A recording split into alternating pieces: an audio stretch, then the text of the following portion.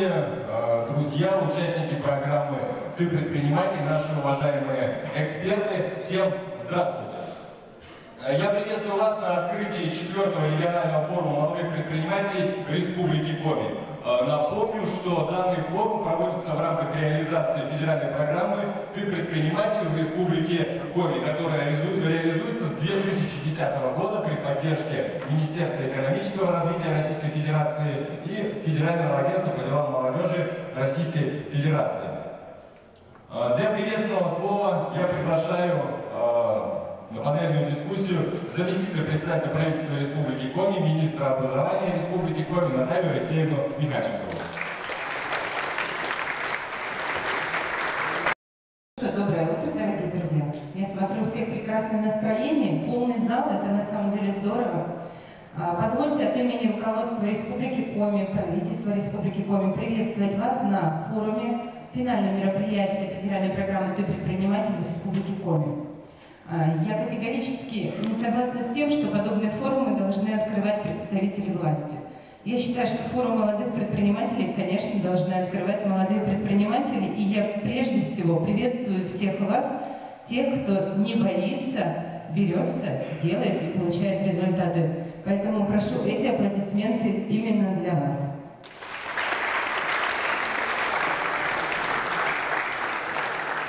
Ну, наше дело маленькое. Конечно, Министерство образования Республики Коми пишет заявки, претендуя и приводя в Республике Коми федеральное финансирование за счет федеральной программы Министерства экономического развития на содействие, вовлечение и развитие предпринимательской деятельности в молодежной среде. Поэтому вам хорошо известно, тем, кто участвует традиционно, ну а тем, кто участвует впервые, я напомню то, что главной целью программы является вовлечение молодежи в предпринимательскую деятельность. И для этого мы приглашаем ведущих успешных предпринимателей.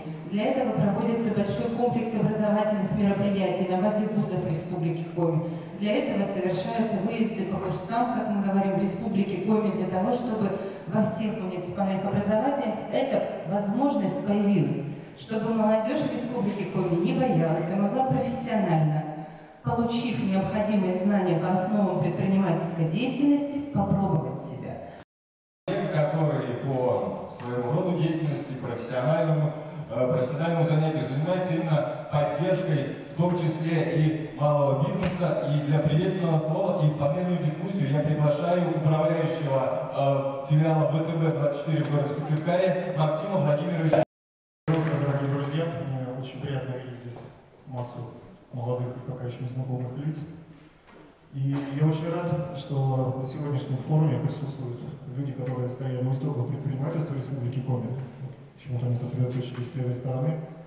Я думаю, что их огромный опыт будет востребован и полезен и сегодня, и в последующем. Сегодня очень насыщенная программа, и я предлагаю меньше слов, больше дела. Спасибо, Максим Владимирович, присаживайтесь. Мы приглашаем в панельную дискуссию начальника отдела организации кредитования малого бизнеса Сбербанка Республики Коми Сергея Валерьевича Никитина.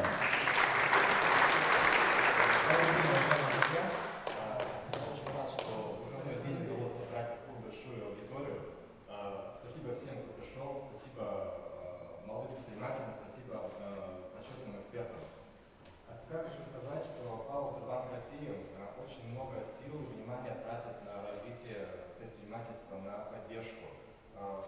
Также очень внимательно относится к молодым предпринимателям, оказывая им и консультативную, и методологическую помощь. Хочу, чтобы сегодняшний день прошел очень плодотворно. Прошу вас не стесняться, задавать любые вопросы. У вас есть сегодня уникальная возможность в первых уст, в том числе от банковского сектора, услышать все вопросы, которые вас интересовали. Спасибо большое. Леди и джентльмены, добрый день.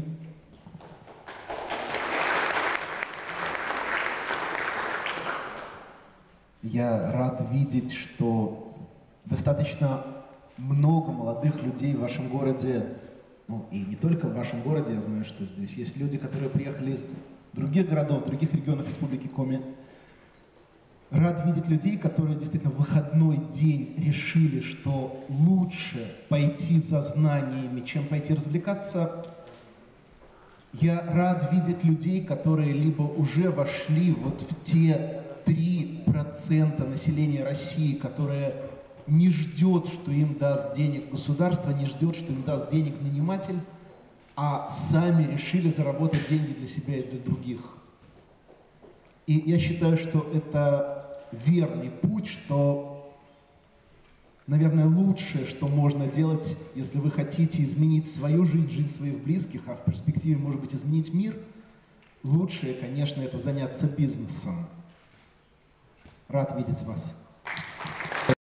Не только участники, не только эксперты. У нас есть сегодня гости, и я с удовольствием предоставляю слово Валентине Васильевне Жиглевой, заместителю председателя Государственного совета Республики Коми. Добрый день, дорогие друзья! Я тоже решила присоединиться в этот субботний вечер к такому замечательному сообществу молодых предпринимателей. И очень рада, что наш молодежный парламент, который работает при Государственном Совете Республики Коми, имеет отношение к организации этого форума. И в составе нашего молодежного парламента есть замечательные предприниматели, которых уже знают в республике. Ну а как человек, который долгие годы работал в Сыктывкарском государственном университете, в лесном институте, рада видеть своих студентов, которые заканчивали соответствующие специальности. И раз они в этом зале, значит, все, чем занимаются наши ведущие вузы, а здесь рада видеть и наш Ухтинский технический университет, что мы действительно даем ребятам путевку в жизнь. И республика тем и сильна, что мы делаем все для того, чтобы не 3% было тех людей, которые могут заниматься предпринимательством, и не только организовать себя, но и сделать все, чтобы это сообщество было действительно интересным, нужным, полезным. Поэтому новых вам знаний, идей, а мы сделаем все для того, чтобы все помочь вам реализовать. В добрый путь! Сегодняшней панельной дискуссии для подведения итогов программы «Ты предприниматель» в Республике Коми в 2016 году я приглашаю куратора, руководителя программы в Республике Коми Мелихова Александра Александровича.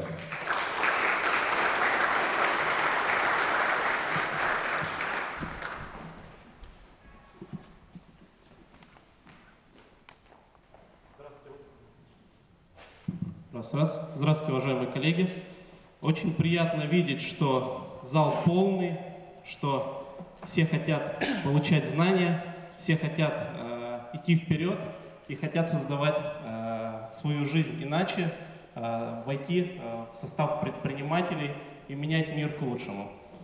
В этом году мы снова реализовывали федеральный проект «Ты предприниматель». И разрешите вкратце представить итоги реализации программы «Ты предприниматель» на территории Республики Коми в 2016 году.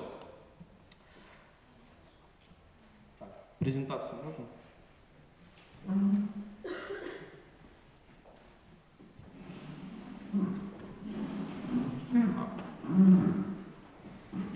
Федеральный проект «Ты предприниматель» – это государственная программа, которая помогает молодым людям пройти свой путь от идеи до действующего бизнеса. На сегодняшний день это является основным институтом развития молодежного предпринимательства в нашей стране, который реализуется более чем в 65 регионах нашей страны и был фактически, когда-то есть, когда-то его нет, в каждом регионе нашей страны. Людей, прошедших вовлечения, это обучение молодых людей основам предпринимательской деятельности, также это сопровождение молодых людей на этапе уже стартапа, это проведение конкурса «Молодой предприниматель России», это некая премия в области предпринимательства, и это участие в различных площадках регионального, межрегионального и общероссийского формата. Здесь проходило в Краксю 713 человек приняло участие в образовательных мероприятиях по всей Республике Коми. Российского конкурса конкурса «Молодой предприниматель России». Было подано около 25 заявок, и в очном этапе участвовало 18 молодых людей.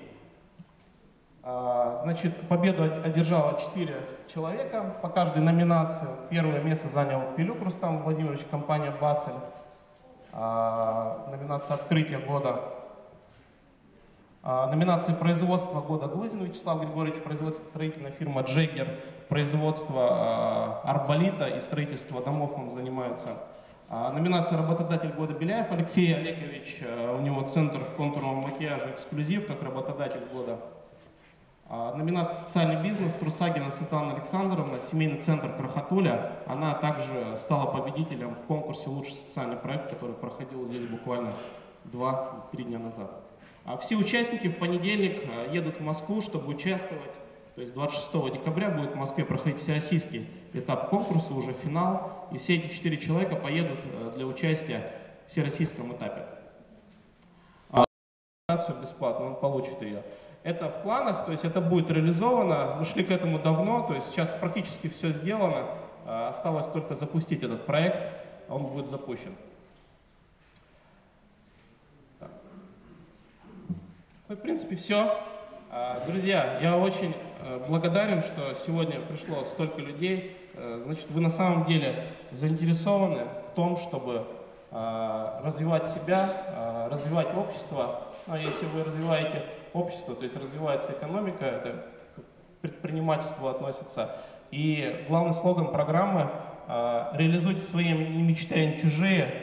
Спасибо большое.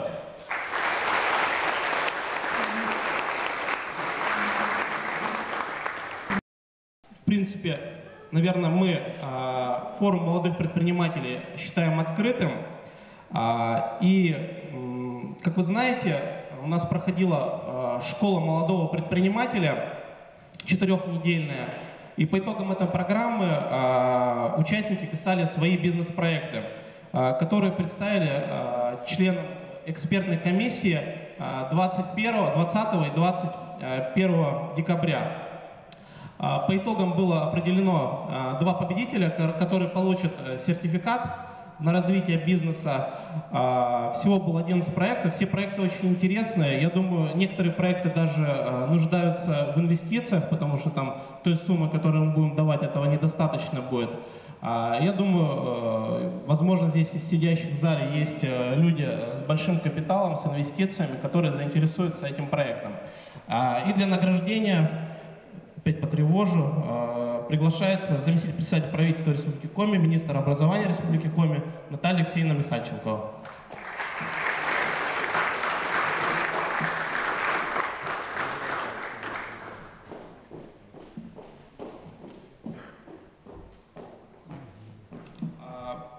Я буду говорить, а вы будете вручать. Хорошо? Значит, сертификатом участника награждается Борейко Дмитрий Андреевич, Центр молодежного инновационного творчества, научно-технический парк.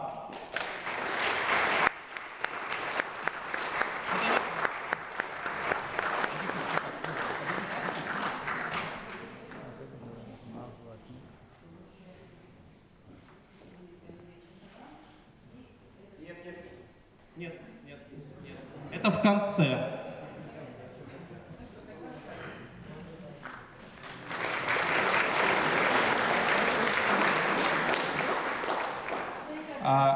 Следующий.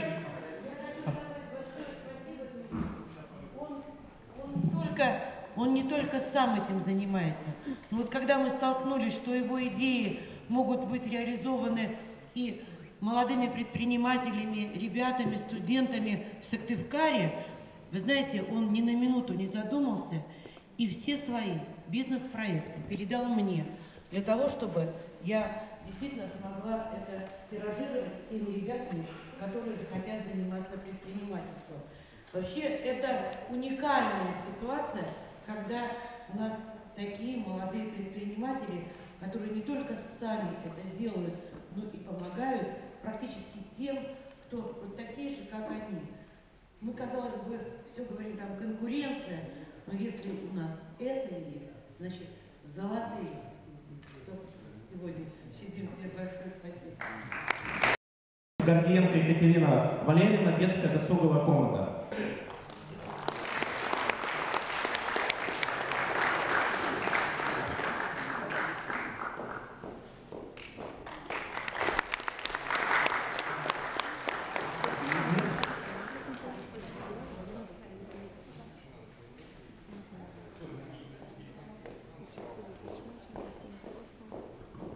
Вручили, да?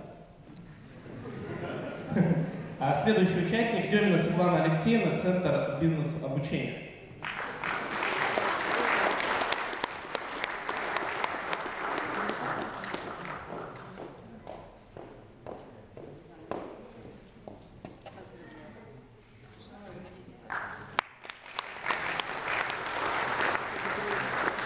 Следующий участник Петиев Максим Сергеевич, высотная работа.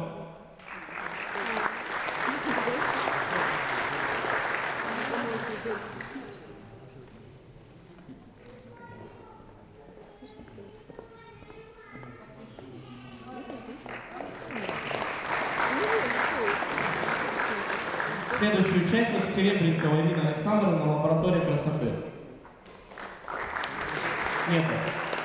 Сивков Иван Сергеевич, переработка стекла.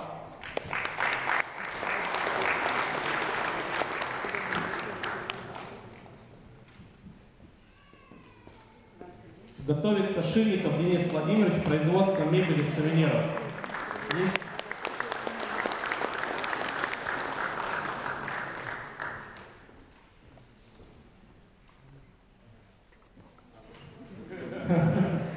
Готовится Юдин Давид Денисович, Центр фигурного вождения.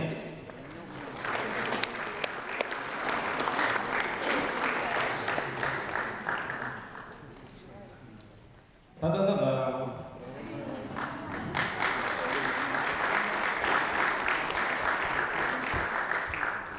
Итак, победитель конкурса бизнес-проектов 2016.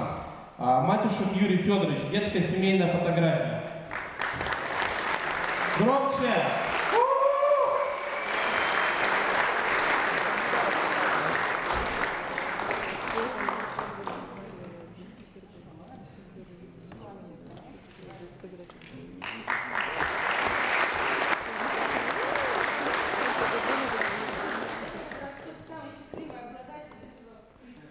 Да, вручили ему, да? Нет еще? Это вот ему. Он выиграл уже.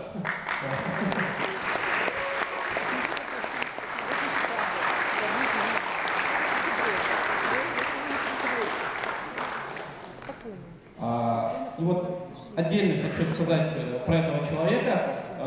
Жюри приняла 30-бальную оценку, все поставили ровно по 10 баллов. Проект интересный, проект будет реализовывать молодая мама. Проект прямо воодушевил всех членов конкурсной комиссии. Бурными аплодисментами приглашается Ержак Ольга Львовна. Услуги профессионального фитнеса, клубов для молодых мам.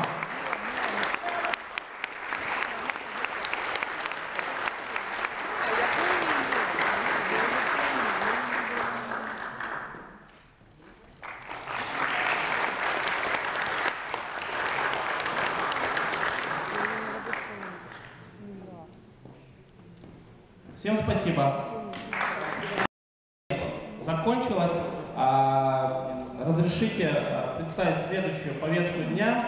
Это панельная дискуссия развития института предпринимательства в Республике Коми. Сейчас я буду задавать членам нашей экспертной комиссии вопросы.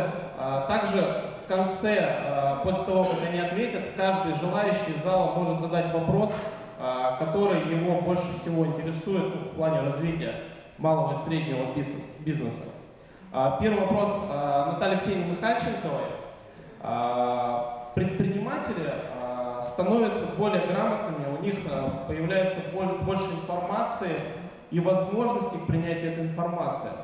Государство у нас тоже растет, развивается.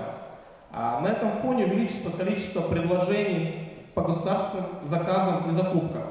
Как вы считаете, насколько сейчас открыт предпринимателям доступ к этим заказам?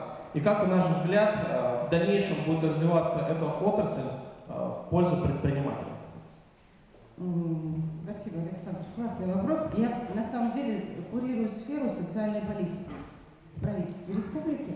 И, конечно, здесь было бы здорово, если бы был министр экономического развития и многие другие заместители и председатель правительства, которые сейчас не могут присутствовать на нашем мероприятии. Но я хочу сказать, что в зале находятся очень важные люди. Мы их отдельно не поприветствовали, в этом был умысел.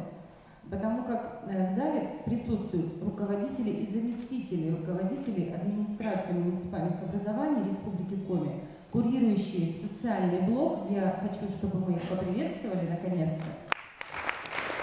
Почему? Два послания президента, 15-16 год, ставится государственная задача для доступа негосударственного сектора к бюджетным средствам. Несколько дней назад, по-моему, мы здесь встречались с некоторыми представителями, обсуждали проблемы социального предпринимательства и как раз исполнение этих указов президента. Я могу сказать лишь одно. Пока сами органы власти не понимают, зачем, почему должен приходить бизнес, заменяющий какие-то государственные функции, которые оказываются казенными или бюджетными учреждениями или муниципальными организациями, до тех пор у нас будут какие-то препятствия при размещении заказов. Поэтому я могу сказать лишь одно. Мы сегодня как раз проводим отдельную встречу рабочую по развитию молодежного, в целом молодежной политики в Республике Коми и в муниципальных образованиях. Но главное сегодня осознать на уровне руководства государством, что государство должно и может уходить оттуда, где реально лучше, чем государственные организации могут давать и замещать эти услуги, а может быть где-то дополнять существующую инфраструктуру бизнеса. Мы видели сейчас победителей проектов, мы награждали не так давно победителей социальных предпринимательских проектов. Мы видим, что успешно развиваются у нас частные детские сады, спортивные фитнес-центры и другие замечательные организации, которые приходят и становятся успешными бизнесами. Поэтому говорить о том, каким способом закупки сегодня доступны или недоступны, я не готова, потому что знаю, что сфера применения 44 и 223 закона, как правовая, она, конечно, имеет целые конференции можно проводить по этому поводу. И какие проблемы правовые, и какие организационные. На самом деле все зависит от людей, от качества ТЗ и от мозгов, которые принимают решения, потому чтобы была оказана услуга. Если есть задача сделать качественно в срок с минимизацией бюджетных затрат, но чтобы это была добросовестная поставка услуги и предприниматель не работал в убыток, значит все хорошо. И конкурентное пространство, оно позволяет это делать.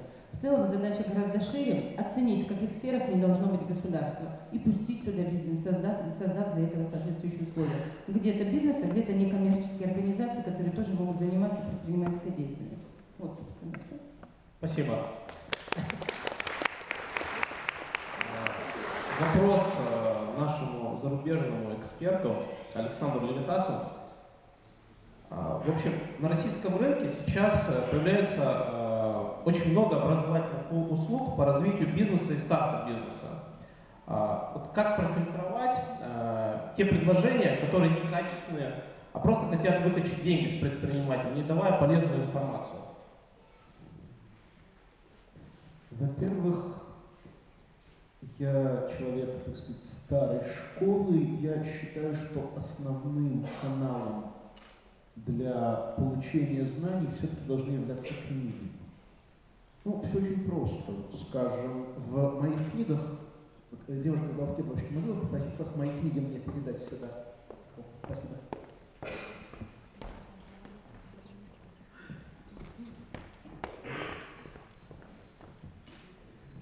То есть мои книги — это моя визитная карточка, и они представляют меня гораздо лучше, чем табличка на столе. Все очень просто. В моих книгах, которые вы можете купить по 1000 рублей или даже, может быть, дешевле, содержится объем знаний, примерно равный 3 плотным семинарским дням. Ну и вы понимаете, что семинар длительностью 3 дня обойдется гораздо дороже. Поэтому первое, что я горячо рекомендую всем здесь присутствующим, это читать хорошую деловую литературу. Это важно еще в том числе и потому, что вы сможете таким образом получить советы от людей, у которых лично вы не сможете обучаться никогда. Вряд ли хоть один из вас хоть когда-нибудь в жизни получит возможность лично пообщаться с Биллом Гейтсом, с Ричардом Брэнсоном. Уж точно никто из вас никогда не получит возможности пообщаться со Стивом Джобсом, потому что он уже умер. Но почти все великие стартаперы, уже став великими, уже набрав опыт, пишут книги. И эти книги вы можете приобрести за очень небольшие деньги и прочитать. Если же говорить о посещении мероприятий, о тех ситуациях, когда вы приходите в зал, чтобы послушать эксперта, как понять, вот, стоит ли вкладывать деньги вот в эту учебную программу, или вот в эту учебную программу, или вот в эту учебную программу? Тут имеет смысл посмотреть на несколько вещей. Во-первых, если есть такая возможность, лучше смотреть на результаты. Чего добились те, кто уже эту программу прошел. Сравнить этих людей до начала обучения и после. Причем не верить отзывам в интернете. Это, к сожалению, сегодня большая проблема. Отзывы накручиваются, и ни одну, и не две таких, вы знаете, молодежных бизнес-школы ловили на том, что публикуются отзывы, 20 отзывов с одного компьютера под разными именами и так далее. Поэтому доверяйте отзывам людей, которых вы сами знаете. Я там был, я это изучил, чему я научился, как это изменило мою жизнь, мою карьеру, мой бизнес. Второе. Старайтесь смотреть, а что спикер отдает не на мероприятиях, а в виде доступного контента. Пишет ли он книги? И если да, насколько эти книги для вас полезны? Обычно, когда меня люди из компаний покрупнее спрашивают: Александр, вот мы хотели бы пригласить тренера по продажам, тренера по переговорам, тренера по логистике, например, там, тренера для колл-центра. Как нам выбрать? Ну, если я знаю конкретного человека, я рекомендую. Если я не знаю, я говорю сделать несколько вещей. Во-первых, дали вам имя возможного тренера. Зайдите на Озон, посмотрите, пишет ли он книги. Если нет, это уже немножко настораживает. У хорошего эксперта, как правило, есть книга и даже не одна. Если есть, зайдите в книжный магазин, полистайте эти книги, посмотрите, есть ли там что-то полезное для вас. Общие слова или конкретные советы. Пересказ в 101 раз чужих ворованных идей или что-то новое. Если книг нет, ищите журнальные публикации. И то же самое, смотрите, полезны ли они для вас. Сейчас будет два вопроса, и сразу же будет адресованы эти два вопроса представителям банка. Первый вопрос. Сейчас все говорят о развитии бизнеса, о помощи начинающим предпринимателям, о льготных условиях. Скажите, пожалуйста, какие есть в вашем банке продукты, которые бы вы могли помочь начинающему предпринимателю, не имеющему ничего за своими плечами? Ну, насколько я знаю, сейчас практически ни один банк не может это дать. Если в вашем банке такие продукты, если нет, то когда они будут? Потому что когда начинающий предприниматель приходит в банк, ему говорят: предоставьте декларацию через год. А что ему год делать, непонятно. Ну, предположим, человек не хочет участвовать в грантах, а хочет взять на себя ответственность для того, чтобы потом выплачивать деньги. Он хочет брать деньги у государства, а он хочет вот в таком режиме начать свой бизнес. Вот насколько я знаю, сейчас нет таких инструментов. Спасибо. Да, Александр, вы правы, сейчас таких инструментов нет. Если мы говорим о банковском финансировании стартапов, то стартапов начинающих предпринимателей такого нет. И я думаю, что такого не будет никогда, потому что банк, меня всегда немного коробит, когда говорят о том, что банк — это инструмент поддержки предпринимательства. Банк — это коммерческая организация. Наша задача выдавать кредит, тот, который нам вернется с наибольшей степенью вероятности, за счет которого мы получим проценты, которые мы потом сможем отдать нашим вкладчикам. Банки работают большей частью заемными деньгами, деньгами своих клиентов. И рискуют, соответственно, этими деньгами. Поэтому проект, который есть только на бумаге, человек, который никогда не занимался практическим бизнесом, банковский кредит не получит. Что делать тому, кто хочет все-таки начать? Есть такое понятие начальный капитал. Если вы хотите строить бизнес, вам нужно иметь начальный капитал. Что такое начальный капитал? Это ваше имущество, это ваши деньги. Это ваша идея, в том случае, если вы эту идею продадите какому-то более опытному предпринимателю, который в вас поверит и возьмет ваш проект на осуществление.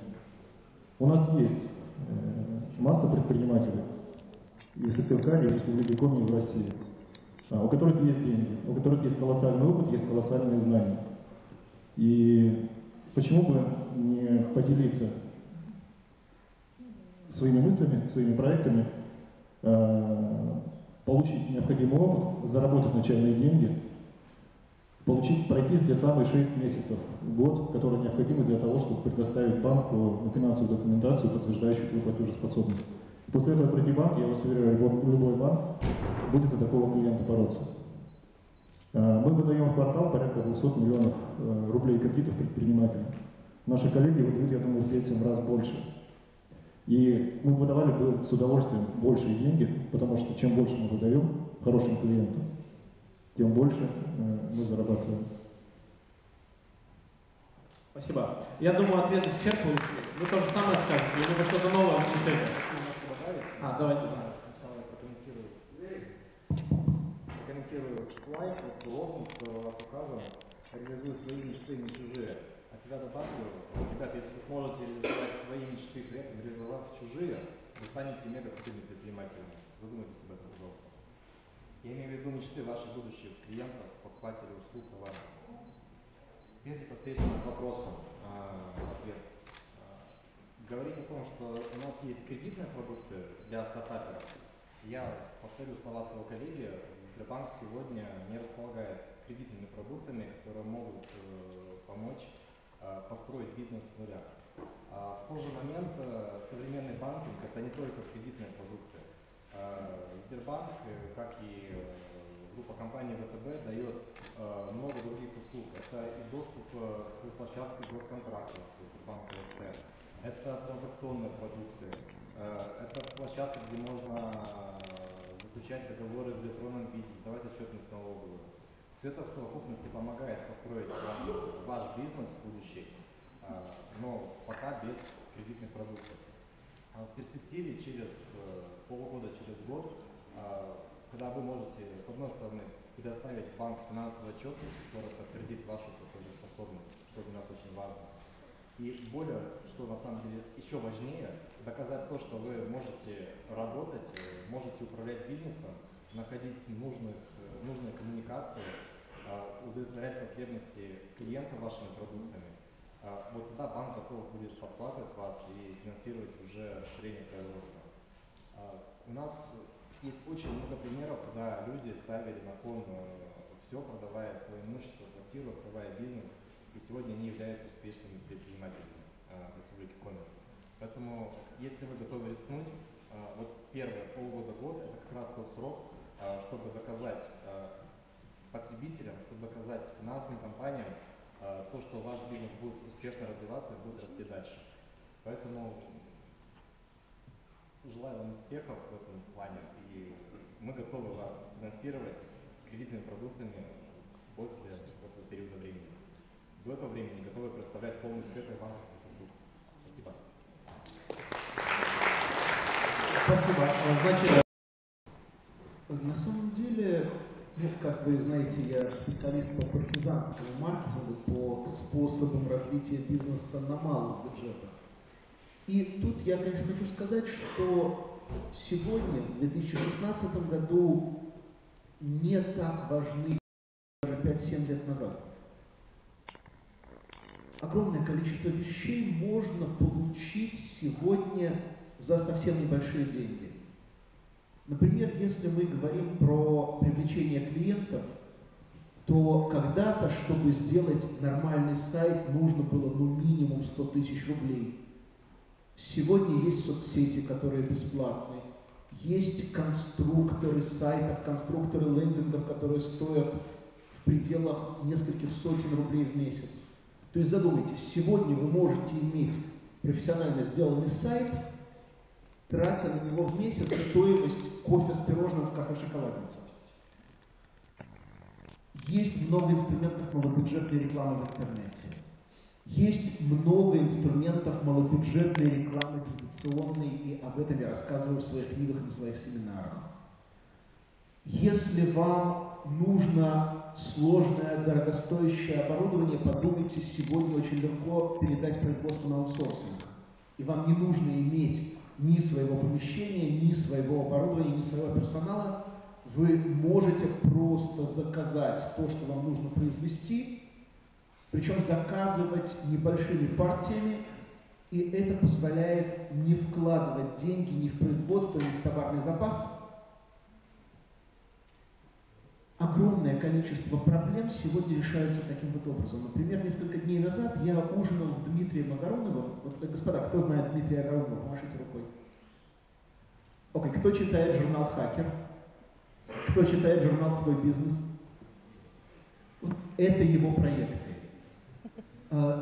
И в прошлом году Дмитрий выпустил книгу. И первые сотни экземпляров книги он продавал и рассылал сам. И я его спросил, а сложно было сотни книг рассылать? Он сказал: Александр, ну неужели ты думаешь, что я их рассылал? Конечно, нет.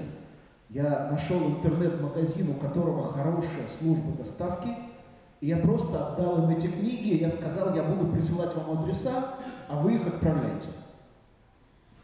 И вот точно так же сегодня многие бизнес-задачи можно решить с минимальными вложениями с вашей стороны за счет ресурсов, которые уже созданы кем-то другим, а вы просто садитесь в них, как садитесь в автобус. Вам же не нужно иметь собственный автобус, чтобы куда-то уехать. Вы садитесь в чужой автобус, платите за билет и едете. Поэтому, если вы насчитали в бизнес-плане, что вам нужен 1 000 000 рублей, вполне вероятно, что вы можете уложиться и в 100 тысяч, и даже в 50. Просто помните об этом. Короткий комментарий. Здесь в зале сидит наш хороший друг, он подошел чуть позже, поэтому ему не предоставили слово при приветствии.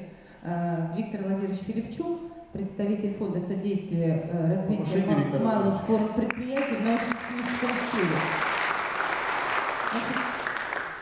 К вопросу о том, доступны деньги на стартапы или нет. Вот когда бизнес или человек хочет зарабатывать, он имеет, соответственно, свой интерес, да? Извлекать прибыль, появляться новому продукту, корректным, некорректным будет его бизнес, это уже его дело, задача государства контролировать. А в нашем случае задача государства стимулировать инновационное было предпринимательство.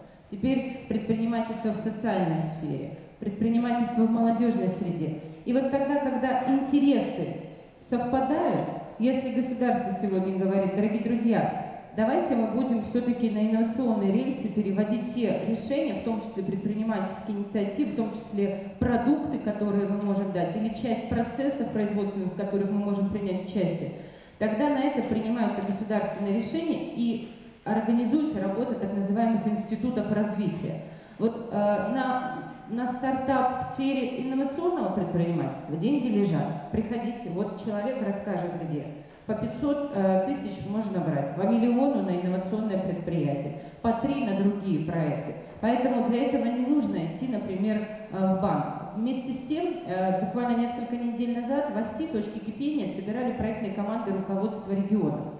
И нам говорили о том, что, дорогие друзья, вот деньги лежат, вот как у Филипчука по инновационному предпринимательству, да, но по другим государственным программам корпорации развития малого и среднего предпринимательства. И называют регионы, в том числе Республика Коми, где эти деньги не осваиваются, меры поддержки не работают в том виде, в котором могли и должны, а деньги на это были в 2016 году. Когда созданы фонды моногородов, когда есть институты развития в виде Внешэкономбанка, когда можно прийти, сесть 3 людям, провести бизнес-карусель и принять решение. Вот этому городу можно жить и развиваться. Давайте мы здесь сделаем свой филиал.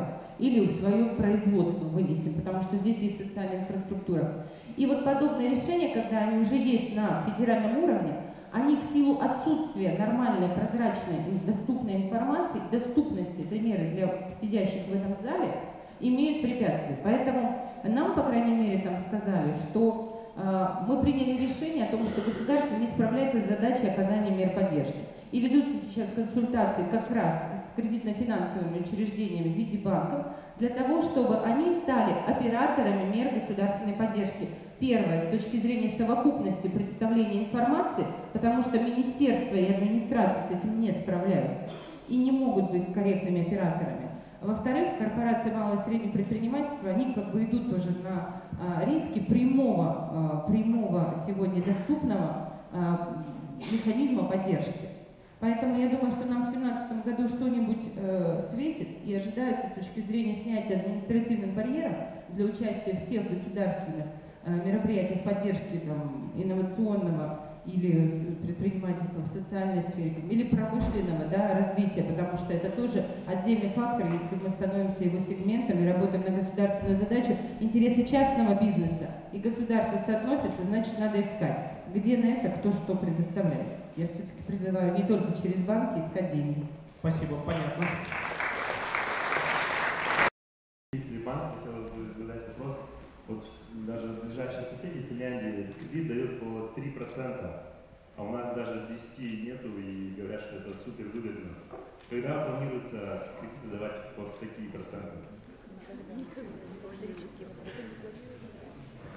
Знаете, на самом деле, для какой отрасли 3%? Ну, предположим, для производства или даже для открытия малого бизнеса. Что? Про какую страну вы говорите? Сейчас я привел пример Финляндии. Смотрите. Можно быстренько перебью? В социальных Я сетях... очень коротко отвечу, достаточно пожалуйста. вопрос. На самом деле, высокие процентные ставки объясняются высокой стоимостью капитала в России. Потому что банк, он привлекает деньги от вас и, распределяя риск, отдает их обратно в экономику. Тем самым распределяя риск. У нас в России очень высокая доля теневой экономики. Вот, к сожалению, из-за высокой доли теневой экономики банки, во-первых, не могут нормально оценить риски, потому что в отчетности написано одно, а по факту на самом деле другое. А во-вторых, высокая доля теневой экономики порождает большие инфляционные процессы. Соответственно, эта инфляция, она создает высокую стоимость капитала, вы получаете высокую ставку по депозиту, а банк выдает в экономику дорогие деньги. Вот, когда ситуация с экономикой изменится, как в Финляндии, тогда она тоже будет выдавать по 3% годовых. Поэтому давайте начинать в первую очередь с себя. Спасибо. Добавлю просто к этому. Это в социальных сетях все видят, что Сбербанк в Чехии дает по 2% годовых. Почему?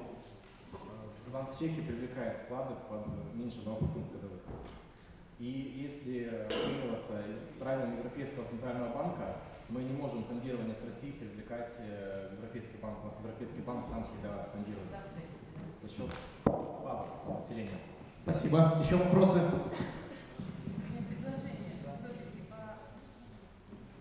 Можно еще короткий буквально тезис? Поскольку форум такой анонс у нас, пленарное заседание перед образовательными программами, где как раз будут раскрыты очень важные направления в поддержке предпринимательской деятельности, мне кажется, Александру нужно по проблемам предпринимательской деятельности делать и препятствовать отдельную дискуссию. Потому что у нас получается ползала и есть профессионально уже проведенные исследования по коме, что препятствует предпринимательской деятельности. И я думаю, стоит пригласить профессора Шахвердиева, это большой коллектив, большая команда мониторила и могут конкретно сегодня озвучить, если будет отдельный формат, какие проблемы есть и как нам с ними нужно бороться и снимать их. Вот. Потому как доступ к заемным кредитным средствам – это, конечно, одна из них, далеко не все. И, наверное, требуются отдельные дискуссии с банками для того, чтобы каждый из них могли что-то предложить. На федеральном уровне вопрос тоже ставится. Речь идет о том, что хотя бы 5, 6, 7. И по тем направлениям, по которым работают институты развития, о которых я говорила, возможность получать средства по таким условиям, она присутствует. Когда через компенсацию части затрат процентных ставок, которые в целом предусматриваются на поддержку и реализацию этих проектов. Поэтому мне кажется, что первое, молодежное предпринимательство как направление молодежной политики, раз. Второе, возможность прикоснуться к успешным бизнесам и тренерам для того, чтобы зажечь в себе звезду, 2. Третье, для проблем, для того, чтобы находить им конкретные адресные решения, нужно выводить площадку, их разбирать отдельно, каждое по направлению 3, потому что в рамках образовательной программы, возможно, этому не уделяется должного внимания, и чтобы наши финальные форумы, они уже аккумулировали вот именно какие проблемы были поставлены в ходе анализа, и как мы предполагаем их решить. Чтобы здесь был разгул полетов. Я, например, считаю, что Сбербанк не обязан иметь в каждой деревне платежное средство, потому что это на самом деле не его задача. Да, это государственная задача, как осуществлять расчеты, когда нет кредитно-финансовых институтов на местах. Я бы хотела, чтобы в зале подняли руки те, кто родился после 1994 года. После 1994 года. Знаете, почему я задала этот вопрос?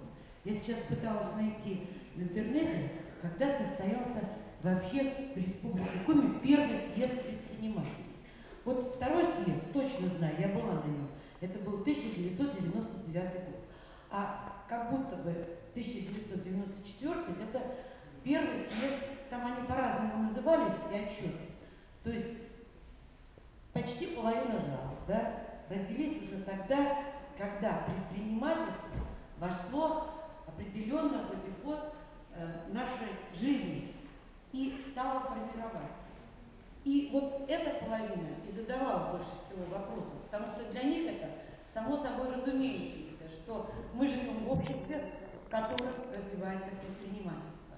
А получается ведь так, что страна вместе вот с вами, когда вы родились после 1994 года, только начала строить вот то, что мы сегодня имеем, коммерческие банки и так далее. Поэтому я просто хочу вот столько вопросов сразу к нашим банкам, несколько защитить всех тех, кто этим занимается, потому что мы настолько молоды еще в этом плане, а нам так хочется, чтобы все было.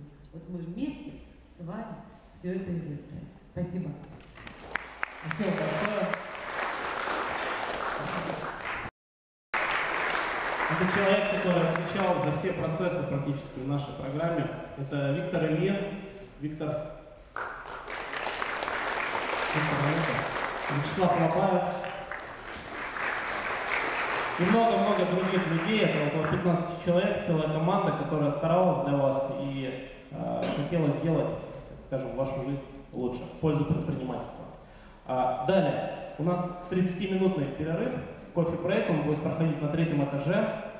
Затем здесь, в 401 аудитории, в 12:00 начинается семинар Александра Лейтаса «Секрет увеличения прибыли 2.0». А в 11:40 с представителями муниципалитетов в 221 аудитории будет круглый стол с Натальей Алексеевной Михальченко, заместителем председателя правительства, министром образования Республики Коми. Спасибо большое.